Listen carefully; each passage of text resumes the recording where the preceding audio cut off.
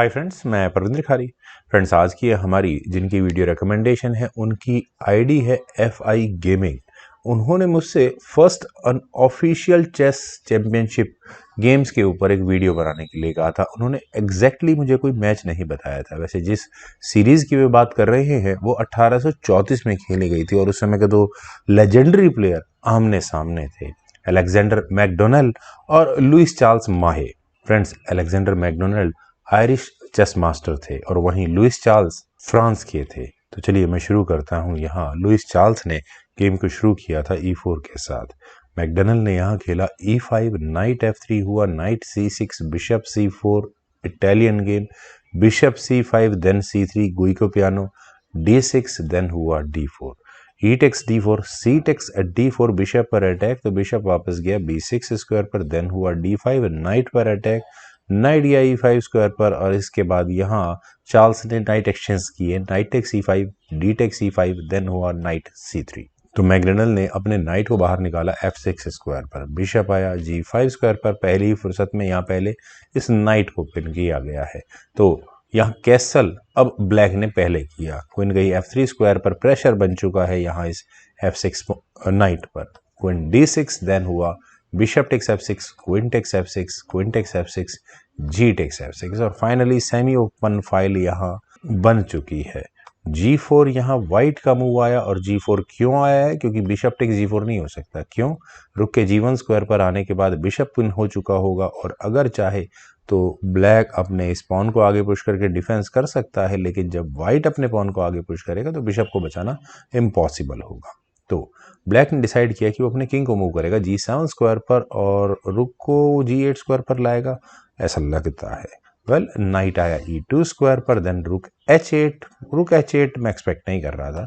रुक आया G1 square पर, देन किंग F8, और किंग तो चलिए बच गया है। देन रुक G2, यहाँ कम से कम इस F2 पॉन पर डिफेंस करना है, क्योंकि कब तक इस F2 पॉन पर यहाँ किंग का डिफेंस रहेगा। लेकिन ब्लैक का मूव है, ब्लैक ने अपने किंग को मूव किया E7 स्क्वायर पर। ब्लैक की प्रॉब्लम इस गेम में जो मुझे लगता है कि बिशप का डेवलप ना हो पाना है, और शायद इसी वजह से व्हाइट ने लॉन्ग साइड कैसल किया। ब्लैक के पीसेस अभी डेवलप नहीं है। H5 और H5 का मतलब पॉन एक्सचेंज की कोशिश है, लेकिन यहाँ G पॉन को आगे पुश कर दिया व्हाइट ने। और अगर यहाँ F टेक्स G5 हो भी जाता है तो प्रॉब्लम्स क्या है? आई थिंक बेटर ही होता। क्यों?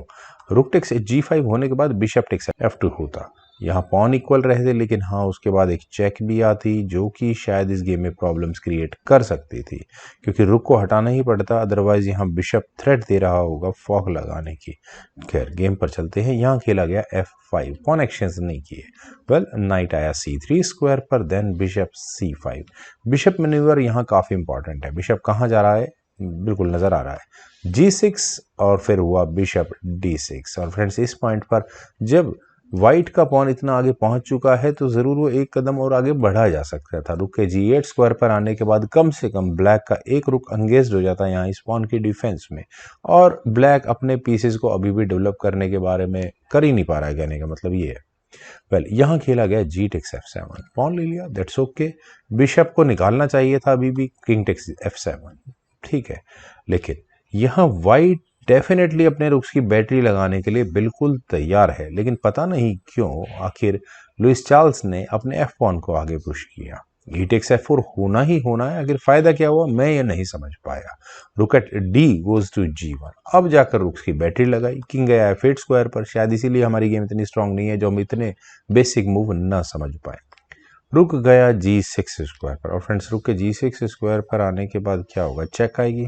वेल, F3, देन हुआ E टेक्स F5, और E टेक्स F5 होने के बाद क्या इरादे हैं वाइट के? इस F पॉन को और आगे पुश करने के, देखते हैं। लेकिन उससे पहले यहाँ अटैक भी बन रहा है इस H2 पॉन पर, और अगर ब्लैक H2 पॉन लेता है तो शायद बिल्कुल यह मैकडोनल्ड के लिए गेम बड़ी फेवरेबल हो जाती है। रुक पर अटैक होता, रुक को E1 F1 what it is, मेरे ख्याल से E1 ज़्यादा बेटर है क्योंकि कुछ ट्रैप ही होने की कोशिश होती।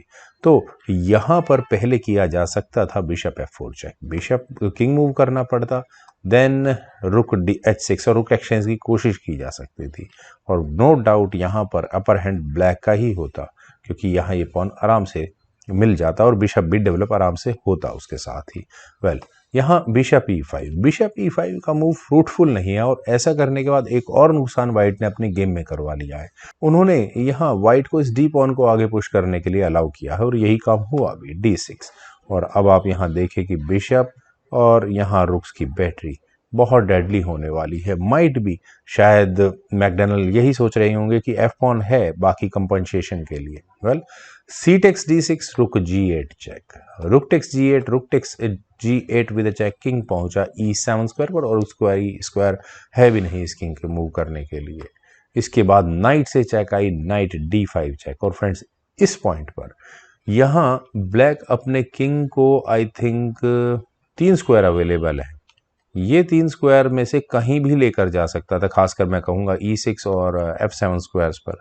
अगर मान लेते हैं कि ब्लैक किंग को F7 स्क्वायर पर लेकर जाता तो ब्लैक के दिमाग में यही रहा होगा कि नाइट से डिस्कवर्ड चेक आएगी, रुक पर भी डिफेंस हो जाएगा और किंग को एक डिस्कवर्ड चेक भी आएगी और दूसरे रुक को यहाँ गंवाना पड़ेगा।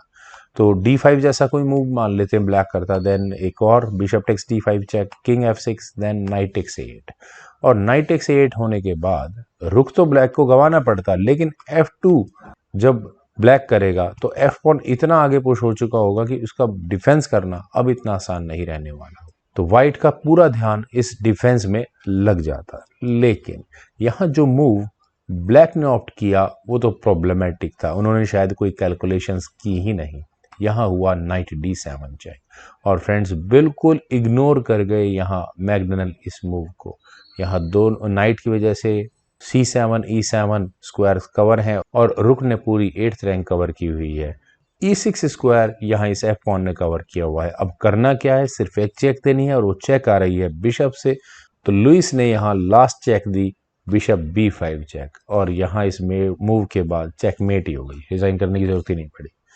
वेल फ्रेंड्स काफ़ी बेहतरीन गेम उस समय की थी और अब तो लेजेंडरी खिलाड़ी थे उस ज़माने के। मुझे उम्मीद है आप सभी लोगों को ये गेम ज़रूर पसंद आई होगी। तो आप लोग इस वीडियो को लाइक करें, शेयर करें और मेरे इस यूट्यूब चैनल चेस गुरु को प्लीज़ सब्सक्राइब ज़रूर करें। आपके कमेंट्स का मुझे बेहद इंतज़ार रहेगा। Thank you for watching and bye for now.